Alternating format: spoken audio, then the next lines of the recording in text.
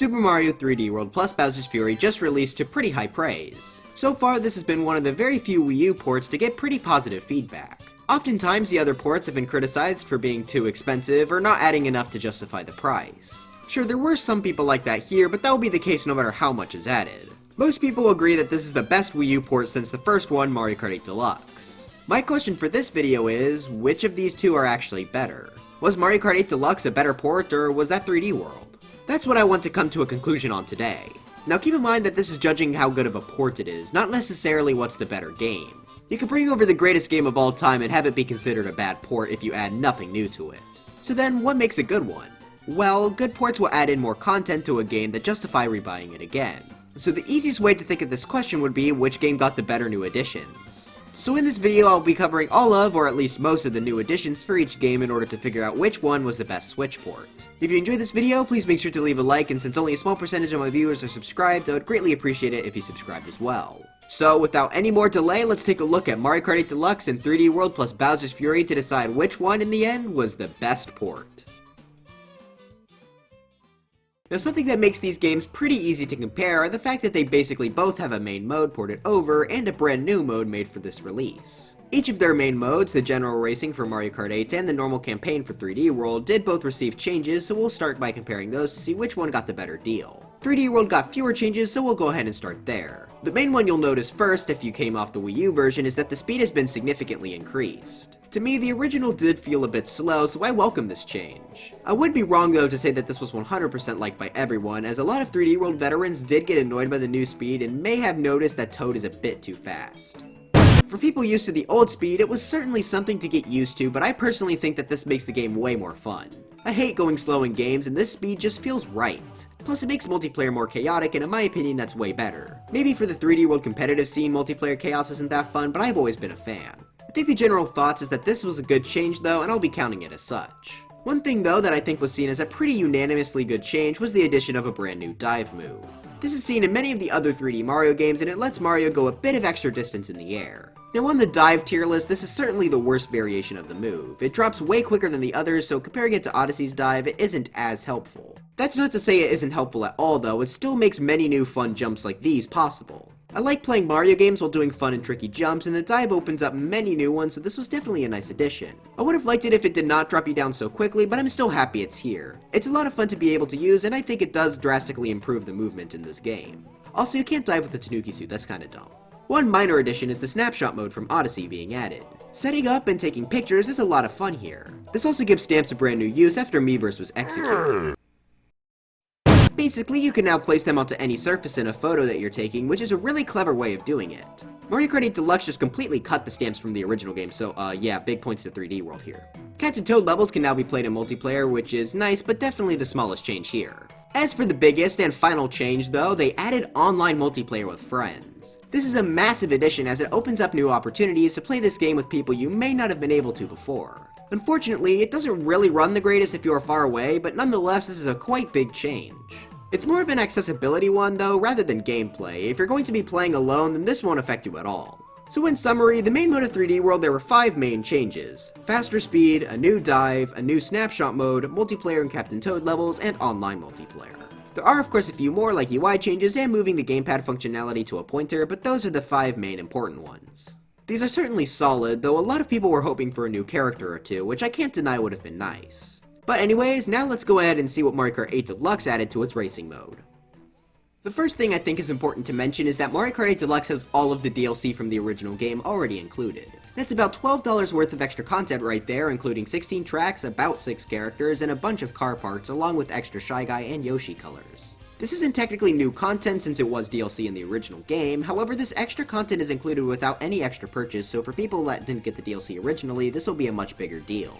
Unfortunately, they didn't add in any brand new tracks for this port though, which would have been greatly appreciated. Personally, I didn't actually get the DLC for whatever reason in the original game, so these tracks felt much more original. Still though, it would have been really nice to spice up the racing mode a little bit more by adding in some more tracks.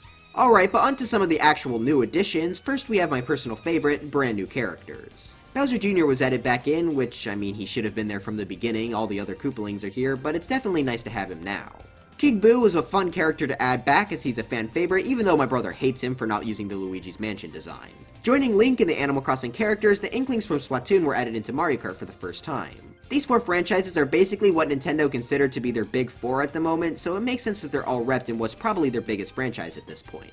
Also, for those of you that saying Pokemon should be in their big 4, then I'm sorry, they're owned by Game Freak.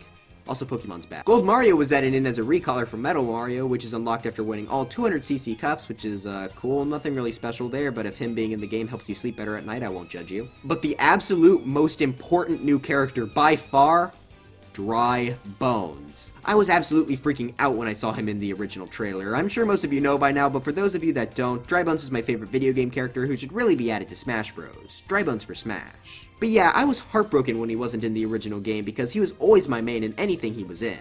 Obviously, I'm super biased for Dry Bones and I'm going to try my best to make sure that this doesn't affect my thoughts on which port is better. Just know that I was flipping out when he was revealed. Oh yeah, also Breath of the Wild Link was added in an update later on, and they never added another character again. That was weird. A few new vehicle parts were also added, nothing really special, but hey, still nice to get new minor things. Now the new characters and parts are nice and all, but they don't completely change the game. That's what this next set of features are for. First off, they added a brand new third tier to drifting. Basically, instead of orange sparks being the biggest you can get, you are now able to reach purple sparks. These give a massive boost if you're able to build them up, however you can only realistically get them on a few turns. You have to be holding your drift for a really long time to build them up, so they don't come very often. Still though, this is a great change in my opinion, as it changes how some people have to try to tackle turns in order to maybe reach that purple spark. It changes how you have to play the game, which I think is a great way to make a port feel more fresh. It's super satisfying pulling off a purple spark just due to how much of a boost it gives you, and going back to film footage for the original Mario Kart 8 and not having the purple sparks there felt really strange. However, this change doesn't even compare to what I think the biggest change to racing in this game is though, the double items. In the original Mario Kart 8, you could only have one item, even if you were holding it behind you, and you couldn't pick up another. This was different from previous Mario Kart games, and I wasn't really a fan of this system. These double items, though, make the game feel completely different. It means more items are being thrown around and used, which makes the game a lot more exciting. The double items also bring with it double item boxes, which makes getting the items themselves different and in some ways more rewarding. This combined with the purple spark make the racing mode feel completely different and in my opinion much better than the original. I think being able to change the game in a way that feels unique is important to a port, and I think Mario Kart 8 Deluxe absolutely excels at that. Speaking of items, they also added the Boo item back, which lets you turn invisible and invincible for a few seconds, and also lets you steal someone else's item. I always liked this item in Mario Kart DS, so it was fun to see this item come back, and it's another tool to make this game feel distinct. Finally, while not technically being a part of the racing mode, they added in 200cc time trials, which weren't in the original game for some reason. They also added in some time trial ghosts to go with them, and a lot of them were actually pretty hard to beat, so they're kind of a fun side mode to do if you ever get bored of just normal racing. So now let's compare. How did the changes to Mario Kart 8 Deluxe's racing mode stack up to the 3D World campaign changes? In my opinion, while a lot of the 3D World changes were nice, it's still a pretty similar feeling experience. You won't get much new from replaying the game again, as there isn't much different. Mario Kart 8 Deluxe, though, added a ton of not only fun features like new characters and parts, but also they changed how the game is played completely. The double items and the purple spark make players have to take on new strategies while playing, along with the game just having more happening with more items being thrown around in general. The boost to speed and the dive in 3D World are nice, but they aren't game-changing nearly as much. You can pretty much play the game exactly how you did on the Wii U. The only thing that I think could possibly put this in 3D World's favor is the online mode. This is a massive change of how you can play with friends, but for those who don't play online, this change doesn't affect them at all. The gameplay mechanic changes in Mario Kart 8 Deluxe, though, will change how everyone plays regardless of if they play with others or by themselves. Plus, Mario Kart 8 Deluxe got wireless play added in, which is also a pretty big feature too. So for their main modes, I think I'm going to have to give the point to Mario Kart 8 Deluxe. The changes here are just much more important than the ones done in 3D World. Maybe if they added new characters or levels to 3D World, this would be a closer contest, but I think I'm going to have to go with Mario Kart 8 Deluxe here. But the real reason people consider these to be the best Switch ports are their additional new modes that they added. So I think it's time we actually go and compare those together. So here's where the hard part for me starts. How am I going to be able to compare both Bowser's Fury and the new battle mode? They're both pretty different from each other besides featuring Mario. I guess the best thing for me to do is to do a little mini review of both of these modes in order to figure out which one I prefer and which one adds more to the original game the most. Spoiler warning if you haven't played through Bowser's Fury yet, but anyways, let's go ahead and jump into this. Bowser's Fury is a brand new single-player mode adventure where Mario has to team up with Bowser Jr. in order to find cat shines to return Bowser to his normal state. While doing this, every so often, Fury Bowser will start to attack Mario and Jr. This gives this mode a unique time-based mechanic, so the landscape will change every 10 minutes or so. There are about 100 cat shines to collect, which are equivalent to Mario Odyssey's moons, for example. There are also 12 main islands that are all connected in this one big level Lake Lapcat.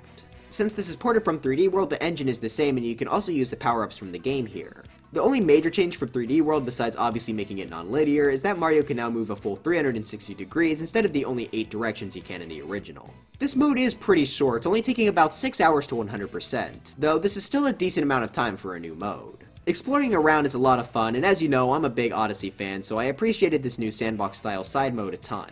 This mode was pretty fun to turn on every once in a while and just play through. I had a lot of fun collecting and finding each of the cat shines. There are, however, a few issues I have with this mode. One, it can get tedious to have to wait for Fury Bowser to spawn in, as many of the shines require him to destroy these Bowser blocks. Speaking of those, they are also the main source of the biggest issue in this mode for me. It just feels like it gets way too repetitive at the end. All 12 of the main islands have 5 shines, one of which being a shard shine and the other one being a Bowser block shine. I don't really have any issues with the shard ones, but these blocks are just so uncreative. It's just a cycle of once you find them, you have to sit and wait for Bowser. Sure, Mario Odyssey reuses moon concepts, like the notes for example, but they change how you have to go about finding them or completing them each time. That's why I have no problems with the cat shards, since each of them are hidden differently for each island, but I do have problems with these Bowser blocks. The lucky cat shines are also just such obvious filler, along with the shines where you just have to wait on a moving object to get them. That means that about a fourth or so of the shines in this game just simply aren't really that fun. If I had to give this mode a score, I'd probably say it's about a 6 or 7 out of 10. It's got a lot of fun concepts to be sure, and I really liked how power-ups were implemented into the gameplay. The final boss here is also pretty great as well and is among the other great Mario boss fights. This is definitely a fun side mode, but it's clearly not equivalent to a mainline Mario entry. I wasn't looking for it to be as good as Odyssey or even 3D World obviously, so I'm satisfied with this mode. It's a great single player distraction from the main game if you want to have something to do more exploration based. Still though, this mode has a lot of problems and I really feel like those could have been ironed out to make this way better. In the end, I just think it's kind of average, nothing super exciting, but definitely a fun addition to the game.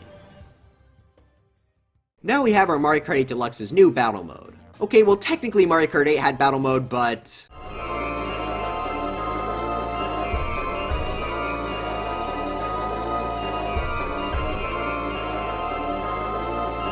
it was only Balloon Battle, which I mean could have been fine, but they didn't make any battle maps. They all take place on racetracks. These are way too big and absolutely do not work in a battle mode setting.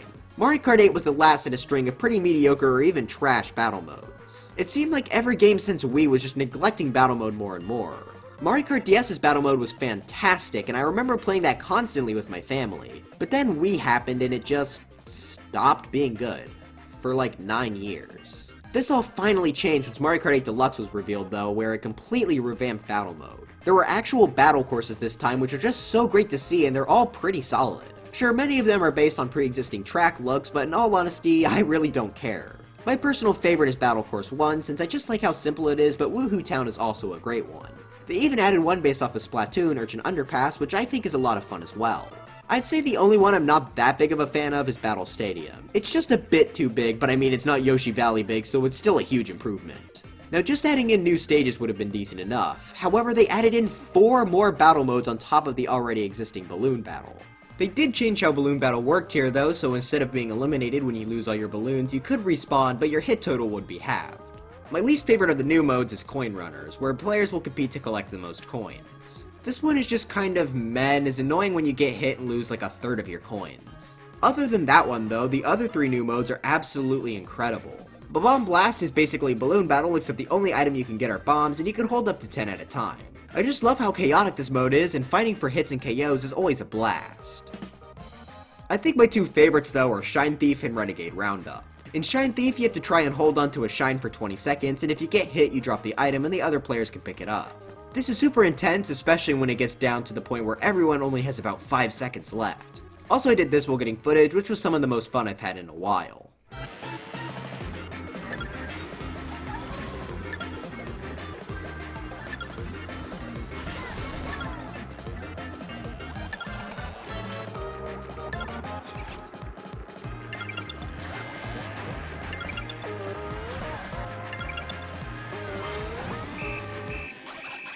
The final battle mode is Renegade Roundup, one that's completely new to the Mario Kart series. This one you have to play on teams where one of them are the cops and the others are the renegades. The cops have piranha plants that they have to use to put all the renegades in cages. The renegades have to try to avoid the cops and free their caught teammates. If the cops catch all the renegades before the timer runs out, they win, and if at least one renegade survives until the timer expires, then the renegades win. This one is a ton of fun with friends. I'd say the renegade team is more fun, but the cops can be fun as well. Oh yeah, they also added the ability to turn your cart around by holding the brake in all battle modes, which is super helpful, and the feather also returns as a battle mode exclusive item. It isn't super special, but hey, it's there. In conclusion, I think this may be my personal favorite battle mode in the series. I just love the variety here, and nearly all the modes are just super fun. It would be wrong of me though to ignore some of the flaws it has, so let's go ahead and look over them really quickly. First off, the biggest is that people are annoyed that normal balloon battle is stuck to a timer. If you didn't know, the original balloon battles are based on the last man standing, and if you lost all of your balloons you would be eliminated. Here though, the winner is determined by how many hits a person gets before the time limit runs out, with you only losing half of your hits if you lose all your balloons before being able to respawn. Personally, I like the new system enough to where this doesn't really bother me, but I think the old system was just a bit better and would have liked to have had the option at least. I also think it would have been nice if we could choose which battle mode we wanted to do online, or at least have it set up like how the courses are selected. Basically, you would be able to select a course and then select a battle mode, and whoever it randomly lands on, you could do their course and their mode. I think that would have been nice and would also limit the amount of coin runners I'd have to play. Other than those issues though, I really don't have any problems with how battle mode was implemented here. Maybe it's just due to how absolutely trash the original Mario Kart 8's battle mode was, but I just really enjoy this one here. But with both of those new modes discussed, I think now we should probably compare the two modes together. So, Bowser's Fury and Battle Mode were both great additions to their games, but which do I think is better? Well, they are both for completely different purposes. Bowser's Fury is a single-player campaign, whereas the Battle Mode is a multiplayer game mode. This means that the decision here is going to basically be single-player versus multiplayer for most people. For me though, I think of these two modes, you'll get the most from Battle Mode. First off, as it is a multiplayer game, you are more likely to get more hours out of it. That's just how multiplayer games are. Playtime though obviously isn't the only factor in how good a game is. I have way more playtime in Smash Ultimate than I do Mario Odyssey, but Odyssey is still easily my favorite game.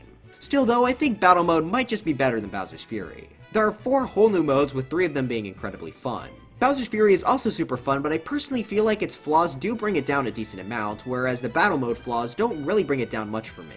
Like I said before, it just feels like there's too much filler and repetitive content in Bowser's Fury, which is no more obvious with the Lucky Cat shines and the Bowser block shines. Even coin runners with friends can be fun, even though I don't like it as much as the other battle modes. Having to wait for Fury Bowser or waiting for an iceberg to move to a shrine though is just not fun. I could definitely see an argument for Bowser's Fury being better though. It certainly feels grander and more comparable to an actual game.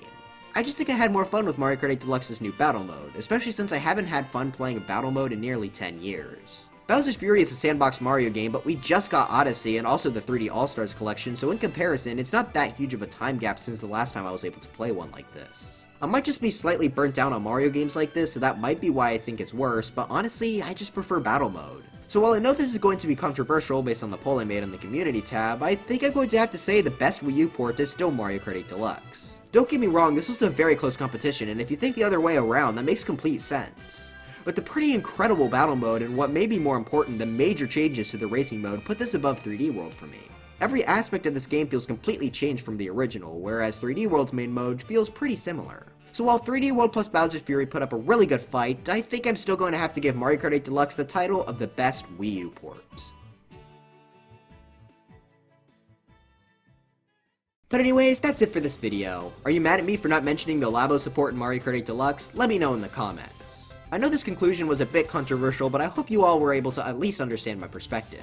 I enjoyed Bowser's Fury a bunch, and I'm looking forward to making more videos on it in the future, but I think I'm just more of a battle mode fan, and I think Bowser's Fury just had too many flaws. If you enjoyed this video, please make sure to leave a like and subscribe to the channel for more on Mario and anything else Nintendo Switch. Links to my Twitter and Discord server are in the description. Dry bones for Smash, and I'll see you guys next time.